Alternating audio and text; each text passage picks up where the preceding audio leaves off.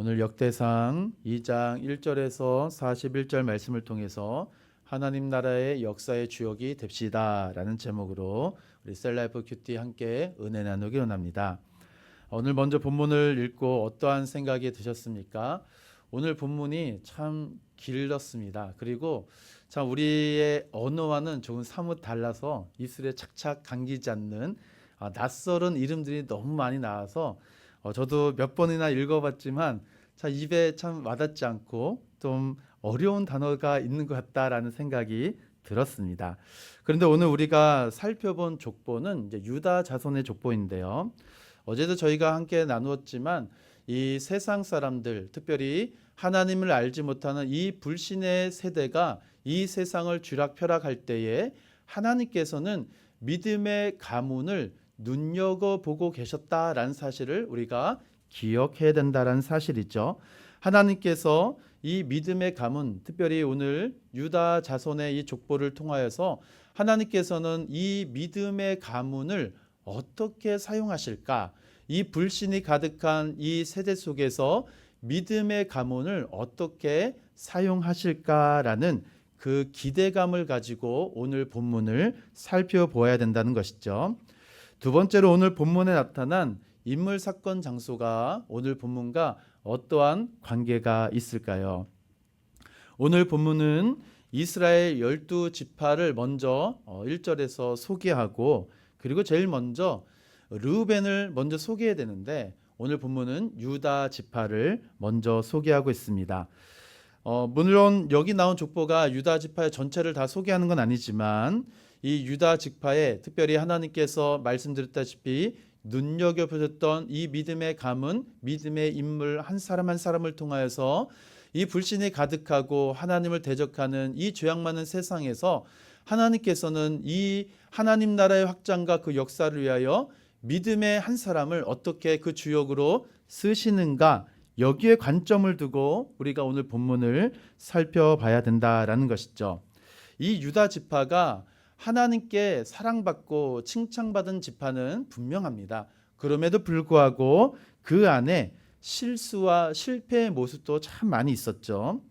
먼저 우리가 살펴볼 이 유다 지파에서 이제 3절부터 유다 자손이 나오는데요. 여기서도 바로 하나님께서 눈여겨봤던 족보라고 또 믿음의 가문이면 정말 이 번창하고 성공해야 되는데 첫 번째 등장한 유다부터 벌써 하나님의 말씀을 저버리고 가나안 땅으로 들어갑니다.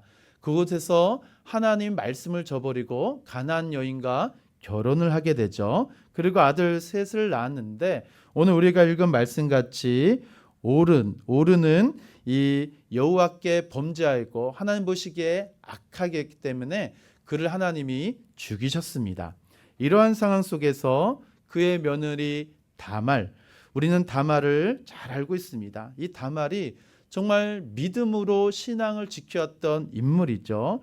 이 목숨을 걸고 신앙을 지켜왔던 이 다말을 통하여서 하나님 말씀을 저버렸던 유다와는 정반대의 모습을 통하여 하나님께서는 다말을 통하여 유다 공동체를 세워 가시는 것을 보게 됩니다. 가나안 문화가 유다의 가정을 물들어 버렸을 때 하나님께서는 이 다말을 통하여서 유다의 가정을 세우시는 것이죠. 그래서 다말을 통하여 베레스와 세라, 특별히 베레스는 이 예수님의 족보에도 나올 만큼 하나님 나라의 믿음의 귀한 주역으로 하나님이 사용하십니다. 또한 우리가 주목해야 될 이름이 있는데요. 11절에 나손은 살마를 낳고 살마는 보아스를 낳고 라는 이 살마입니다. 이 살마는 다른 곳에서는 살몬이다라고 되어 있는데요. 이는 여리고성의 기생 라합과 결혼한 인물입니다. 그로부터 그 아들 보아스는 모압 여인 이 룻과 결혼하게 되죠. 그래서 10절, 11절, 12절에 보시면 벌써 여기에 이제 이방 여인 두 사람이 등장을 하게 됩니다. 람에서부터 다윗에게 오기까지 이방 여인과 결혼한 가문이 된 것이죠. 우리가 생각하기에는 이방 여인과 결혼하면 모든 것이 다 나쁘게만 보게 됩니다. 우리가 가진 이 신앙의 관점으로 이 색안경을 끼고 본다는 것이죠. 그러나 하나님의 입장, 하나님의 이 관점에서는 이방인이라고 해서 다 나쁘지 않았습니다.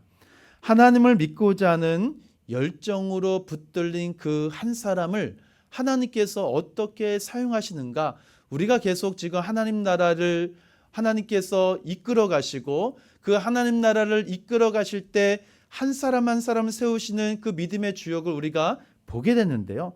이 하나님의 말씀에 붙들리고 하나님 말씀에 자기 자신의 삶을 기꺼이 올려드린 그 한 사람을 어떻게 사용하시는가, 그 사람을 통해서 이 믿음의 계보가 어떻게 흘러가고 있는가, 여기에 우리가 주안점을 보게 된다면 이방인이라고 해서 다 나쁜 것이 아니다라는 것입니다. 오히려 그의 삶을 통하여 그리스도의 나라가 확장되어지고 그의 삶을 하나님이 들어 쓰심을 우리가 볼 수가 있다라는 것이죠. 세 번째로 오늘 본문에 나타난 하나님은 그럼 어떠한 하나님일까요? 오늘 본문에서 하나님은 메시아의 족보에 들어갈 그 인물들을 우리에게 소개시켜 주시고 또한 여러 가지 연약함과 실수 속에서도 하나님은 친히 개입하여 주셔서 이 믿음의 계보가 끊이지 않고 계속해서 흘러갈 수 있도록 섭리하신 하나님을 발견하게 됩니다. 특별히 유다 자손들의 이 자손을 통해서 하나님의 큰 일을 감당하는 믿음의 주역들을 우리는 속속들이 살펴볼 수가 있었다라는 것이죠. 이런 관점을 통해서 우리는 본문을 통하여 무엇을 우리의 삶 속에 적용하면 좋을까요? 오늘 우리는 이 본문을 통해서 하나님께서 어떻게 가장 소수의 민족이었던 이 유다 공동체를 통하여 어떻게 이 세상을 변화시킬 이 믿음의 주역으로 하나님은 사용하고 계시는가라는 것입니다. 그래서 오늘 본문의 큰 주제를 부흥이라고 생각해 보았습니다. 먼저 유다는 자기 자신의 세 아들이 있었는데요.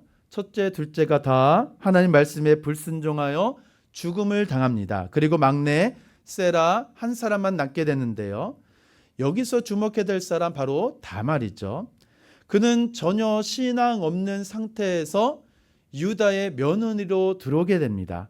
그런데 시아버지 유다보다 더 하나님 말씀에 복종하고 순종하고자 하는 그 믿음을 하나님이 불어 넣어 주신 것이죠. 그래서 유다가 말씀을 저버렸을 때 목숨을 걸고 신앙 공동체를 세워나가게 한 그 몸부림 속에 하나님은 어떻게 합니까? 베레스와 세라를 태어나게 하고 그리스의 족보에 다말과 베레스가 기록된 것을 우리가 기억할 수가 있습니다. 또한 세라에게서는 세상에서 최고로 지혜로웠던 솔로몬의 지혜와 비교되었던 에단과 헤만이 등장하고요. 다윗의 가계도 마찬가지입니다. 누구도 주목하지 않았던 일곱 번째 다윗. 그러나 하나님 어떠십니까? 그 중심을 보시고 내 마음에 합한 자라 라고 사무엘 선지자에게 이야기한 것 아니겠습니까? 하나님의 개입하심은 외적인 능력에 있지 않다라는 것입니다. 그 심령에 하나님 말씀에 어떻게 우리가 반응하고 그 말씀을 믿음으로 우리가 붙잡고 그 말씀이 인도하는 대로 우리의 모든 삶이 어떻게 순종하고 있는가, 그 한 사람을 지금 하나님은 주목하고 계시고 그 한 사람을 통하여 유다 공동체의 족보를 계속해서 멈추지 않고 흘러가도록 하나님은 역사하셨다라는 것이죠. 또한 헤스론은 유다 지파의 굉장히 전성기였는데요. 헤스론 자신도 많은 아들을 낳았는데요. 우리가 여기서 또한 주목해야 될 사람이 있죠. 갈렙입니다. 갈렙, 그 신실한 믿음을 가지고 수많은 출애굽 1세대들이 광야에서 다 죽음을 당했을 때 여호수아, 갈렙과 출애굽 2세대는 가나안 땅으로 들어가게 됩니다. 또한 이 갈렙의 후손이었던 훌은 여호수아가 아말렉과 싸울 때 모세가 이 높은 산에서 기도할 때 아론과 훌이 그 모세의 기도의 손이 내려오지 않도록 양 옆에서 지탱해 줬던 그 사람 아니겠습니까? 또한 훌의 손자 부살렐은 이 성막을 만들 때 정말로 수많은 실무를 담당했던 이가 바로 부살렐이었습니다. 사랑하는 성도 여러분, 이 세상은 하나님을 알지 못한 이 불신의 사람들이 대다수를 이루고 있습니다. 우리 예수 그리스도를 믿는 우리 성도들은 소수이죠. 이 믿음의 가문 속에서 하나님께서 기뻐하시는 부흥, 하나님께서 원하시는 부흥은 무엇이겠습니까? 숫자가 아니다라는 것입니다. 이 세상을 변화시키는 이 부흥은 하나님 말씀에 붙들려서 그 말씀을 나의 말씀으로 삼고 그 말씀이 인도하는 대로 나의 모든 삶을 내어 맡겨 순종하는 그 한 사람을 통하여 이 세상을 변화시킬 믿음의 주역으로 오늘 하나님은 눈여겨보고 계셨다라는 것입니다. 무엇이겠습니까? 부흥은 숫자에 있지 않다라는 것입니다. 부흥은 결과에 있지 않다라는 것이죠. 한 사람의 심령에 말씀이 임하고 그 심령이 말씀에 붙들려 하나님을 섬겼던 그 믿음의 한 사람 한 사람을 통하여 하나님은 오늘도 이 세상을 변화시킨 믿음의 주역으로 삼으시고 그를 통하여 이 세상이 불신으로 가득한 이 세상이 믿음의 한 사람을 통하여 믿음의 세상으로 변화시켜 나가는 이 과정을 우리는 유다의 족보를 통하여 보게 된다라는 것입니다. 사랑하는 성도 여러분, 우리는 어떻습니까? 우리도 그렇습니다.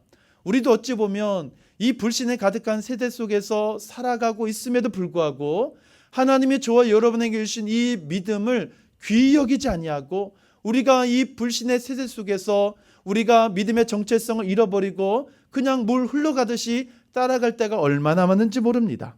그래서 우리는 이 세상 속에서 타락하고 방황한 우리의 연약한 모습을 인정하셔야 됩니다. 그리고 더불어 하나님의 약속의 말씀을 믿음으로 꼭 붙잡으셔야 된다는 사실이죠.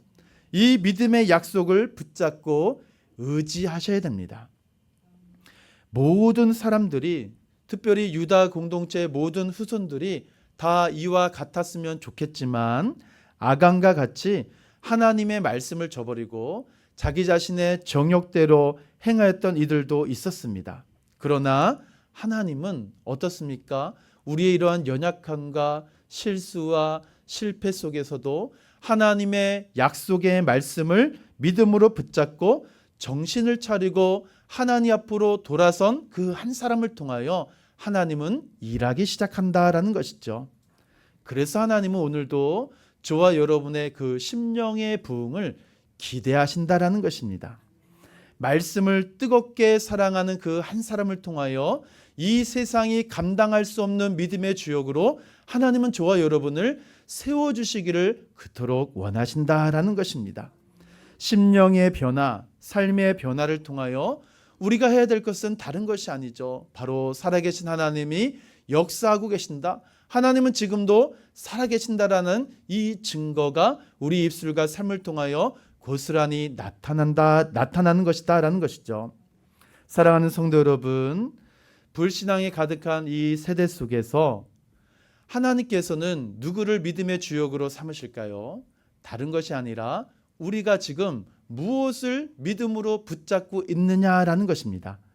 우리가 지금 무엇을 붙드냐에 따라서 오늘 저와 여러분의 삶이 달라질 것이고, 내가 지금 무엇을 붙드냐에 따라서 나를 보고 있는 우리의 자녀들의 그들의 미래도 달라진다라는 사실입니다. 이것이 바로 부흥 아니겠습니까? 오늘 내가 무엇을 붙들고 있느냐? 하나님의 말씀을 붙들고 있으면 하나님께서는 저와 여러분을 이 하나님 나라 또한 온 세상 속에서 믿음의 주역으로 사용하시는 것이고, 내가 하나님의 말씀을 저버리는 그 순간 아간과 같이 정말로 이 자기 자신의 정욕을 붙드는 그 순간 우리는 하나님의 영광과 그 승리를 보지 못할 것입니다. 특별히 오늘 이 족보가 우리에게 시사해 주는 바가 무엇이겠습니까?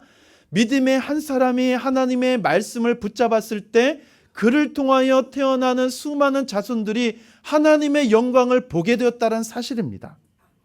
우리의 자녀, 우리의 다음 세대들의 미래 무엇에 달려 있을까요? 지금 내가 무엇을 붙잡고 있느냐에 따라 달라진다는 사실입니다. 그렇기 때문에 오늘 하나님을 예배하고 하나님을 섬기는 저와 여러분의 신앙의 태도가 그만큼 중요하다라는 것입니다. 다른 것을 붙잡으면 안 된다는 것이죠. 하나님의 약속을 우리가 끝까지 붙잡을 때 우리를 지금도 똑똑히 보고 있는 우리의 자녀들, 또한 우리의 걸음걸음 그 뒷모습을 바라보고 따라오는 우리의 믿음의 다음 세대들, 그들의 미래가 어떻게 달라질까요? 내가 믿음으로 살아계신 하나님의 말씀을 붙잡고 나 자신을 부인하고 십자가를 짊어지고 예수를 따라갈 때 그들의 삶의 결과가 달라진다는 사실을 우리가 기억한다면 우리가 얼마나 두렵고 떨림으로 하나님의 말씀으로 붙잡아야 되고 두렵고 떨림으로 하나님의 말씀 앞에 엎드려야 될까요? 사랑하는 성도 여러분, 심령의 부흥이 오늘 몸된 교회를 통하여 회복되길 소망합니다.